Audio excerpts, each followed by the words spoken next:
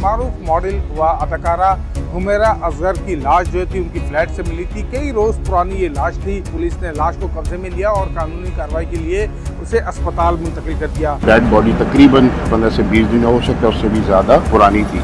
आया ये मर्डर है या खुदकुशी है या कि तभी मौत है, हम इसको इस तरीके से नहीं छोड़ेंगे। प्रॉपर इसकी पूरी इंटरोगेशन करेंगे, इन्वेस्टिगेशन करेंगे।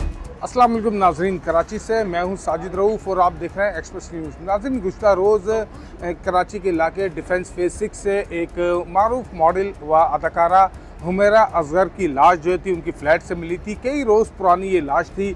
जब पुलिस उनके घर पे पहुंची और पुलिस ने लाश को कब्जे में लिया और कानूनी कार्रवाई के लिए उसे अस्पताल मुंतकिल कर दिया। लाश कई रोज़ पुरानी थी। शोबिस इंडस्ट्री से वाबस्ता किसी खातून की लाश कई रोज़ पुरानी मिलती है तो उस पर कई शक व शुबात होना शुरू हो जाते हैं। इस वक्त हमारे साथ SDPO डिफेंस औरंगज़ेब खटक मौजूद हैं। उनसे पूछेंगे जब ये वाक़या हुआ, पुलिस को इत्तला मिली या पुलिस उस फ्लैट तक कैसे पहुंची, तो वो सारी कहानी जो है हम SDPO औरंगज़ेब साहब से सुनते हैं। औरंगज़ेब साहब, कैसे आप उस फ्लैट तक पहुंचे, फिर आपने वहां क्या देखा? सबसे पहले तो मैं बताना चाहूँगा कि कोर्ट में इसका केस था।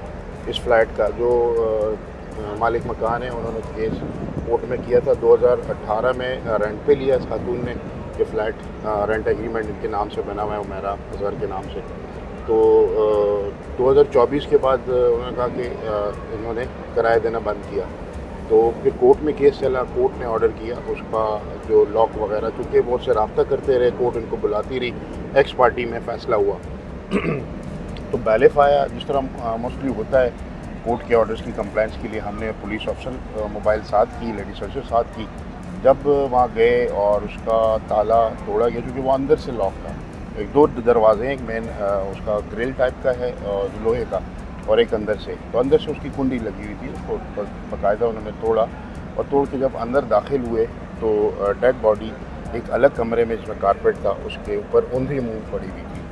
तो फौरी तौर पे इन्होंने कॉल किया। मैं SHO के हमरा इधर हमारी जो क्राइम सीन यूनिट है उनके हमरा वहाँ पहुँचे और जो सरसरी जायज़ा लिया तो हमने देखा कि डेड बॉडी तकरीबन आप कह सकते हैं कि 15 से 20 दिन हो सकता है, उससे भी ज़्यादा दिन पुरानी थी। बहुत ज़्यादा बदबू थी। तो फौरी तौर पे जो क्राइम सीन यूनिट ने वहाँ से शवाहिद इकट्ठे किए, कुछ मोबाइल फ़ोन्स हमने कस्टडी में लिए और डेड बॉडी को वहाँ से फिर शिफ्ट किया, पोस्टमार्टम कराया, उसका DNA टेस्ट DNA सैंपल लिया।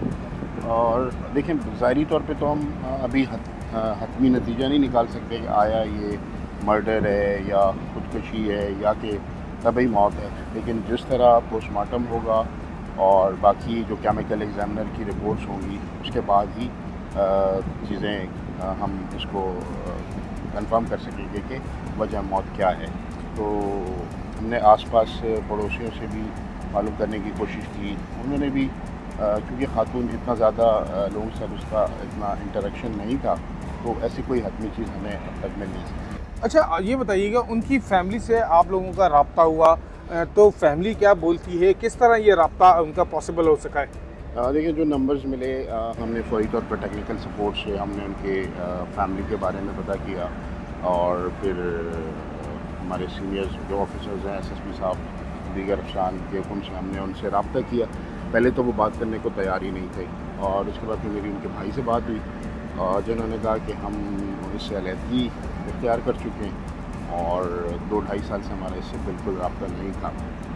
तो हमें इसमें ना हमें डेड बॉडी इसकी हम वसूल करेंगे, जो भी है कानून अपने तौर पे जो कानूनी कार्रवाई होती है वो करें और उसको सपुर्द खाक करें। तो अब जैसे जो हालात वाक़यात हैं और जो मोबाइल फ़ोन्स हमने वहाँ से रिकवर किए हैं उसका फॉरेंसिक होगा और दीगर चीज़ें भी, हम इसको इस तरीके से नहीं छोड़ेंगे। प्रॉपर इसकी पूरी इंटरोगेशन करेंगे, इन्वेस्टिगेशन करेंगे और उसके बाद जो चीज़ें हमें रिपोर्ट्स आएंगी उसके बाद ही इस बारे में हम हतमी तौर पे कुछ कह सकें। अच्छा, कोई वजह सामने आ रही है कि क्यों कतई ताल्लुक़ कर लिया था ख़ानदान ने, क्या वजह थी? क्या सिर्फ शोबिस इंडस्ट्री थी या मॉडलिंग थी या कोई और वजह भी अब तक आप लोग डिटरमिन कर चुके हैं? मालिक मकान क्या बताते हैं इनका मेल झोल कैसा था लोगों से, मालिक मकान से इनकी बातचीत कैसी थी, क्या इनकी एक्टिविटीज़ थी, ये कुछ पता चल सका? और 2024 तक तो वो कहने लगे कि उन्होंने प्रॉपर इसका किराया वो अदा करती रही। उसके बाद से उन्होंने किराया देना बंद किया। जब भी रब्ता किया तो या मोबाइल फ़ोन उनका बंद मिला या उन्होंने रब्ता नहीं किया। कोर्ट भी उनको बुलाती रही, कोर्ट में भी नहीं गई। तो कहते हैं कि हमारा कोई उससे रब्ता ही नहीं रहा 2024 के बाद, तो इसीलिए फिर हमें ये कोर्ट का सहारा लेना पड़ा और उसके थ्रू हम यहाँ पर आए। अच्छा औरंगजेब साहब, ये भी बताइए, शोबिस इंडस्ट्री से जो वाबस्ता लोग होते हैं इनकी ज़िंदगी बड़ी चकोचांद होती है, ग्लैमर होता है इनकी ज़िंदगी के अंदर, बहुत सारे लोगों से ये लोग मिलते हैं। एक हम कहें कि एक इंसान जो है बिल्कुल बहुत ज़्यादा बिज़ी रहने वाला ये इंसान होते हैं जो शोबिस इंडस्ट्री से वाबस्ता होते हैं। फिर अचानक एक ख़बर आती है कि एक जो अदाकार की या फिर अदाकारा की कई रोज़ पुरानी लाश मिलती है कि उससे कोई मिलने तक भी नहीं गया। ये बड़ा एक अंसर दिखने में आया। इससे पहले भी 23 जून को गुलशन इकबाल से एक खातून की लाश मिली थी जो कि मारूफ अदाकारा आयशा खान थी। कई दिन बाद उनकी लाश भी घर पे मिली, कोई उनसे मिलने नहीं गया। इसी तरह ये भी एक वाक़या पेश आता है, 20 दिन 25 दिन पुरानी बॉडी मिलती है लेकिन उनसे मिलने कोई नहीं आता। क्यों, ऐसा क्या सबब है जो इनसे लोग नहीं मिलते? फिर देखें, जिस तरह आजकल की ज़िंदगी है, आजकल की लाइफ है, और जो आप बता रहे हैं जिस तरह शोबिस की एक लाइफ है, तो बहुत फास्ट हर आदमी अपनी ही धुन में मस्त है, हर आदमी अपने ही काम से काम। तो ये चीज़ें हमें ये सिखाती हैं कि हम अपने दोस्तों से राब्ते रखें, और क्या उनके ऊपर कोई इस तरह का कोई प्रॉब्लम हो जिससे वो तन्हाई का शिकार हो या और कोई डिप्रेशन हो या फैमिली को प्रॉब्लम हो, तो एक दूसरे से डिस्कस ज़रूर करना चाहिए, उनके बारे में उनकी हेल्प करनी चाहिए। मैं तो ये समझता हूँ कि शायद उनका राब्ता ना रहा या उनके साथ वल्लाह आलम क्या उनकी पर्सनल कोई प्रॉब्लम्स हो, तो कुछ चीज़ इसके बारे में तो नहीं बता सकता मैं। कहा जाता है शोबिस इंडस्ट्री में दोस्त बहुत बनाए जाते हैं, लाजमी इनका भी कोई ना कोई दोस्त ज़रूर होगा। कि अब तक कोई दोस्त ऐसा सामने आ सका है, कोई सहेली सामने आ सकी है? देखें, हमें अभी तक तो किसी ने कोई कॉल नहीं की, और जो इनके नंबर्स हैं, जो इनके कॉन्टैक्ट्स हैं, अगर आप देखें तो अक्टूबर 2024 के बाद जो मोबाइल फ़ोन राब्ते हैं वो तो किसी के साथ हमें नहीं मिले। लास्ट जिन लोगों के साथ उनकी बातचीत हुई है उनके साथ हम रब्ता कर रहे हैं, और फिर जो उनके मोबाइल फ़ोन हो सकता है कि वो इंस्टाग्राम, फेसबुक या इस तरह कुछ व्हाट्सएप वगैरह यूज़ करती हूँ, तो उसके ऊपर भी काम हो रहा है।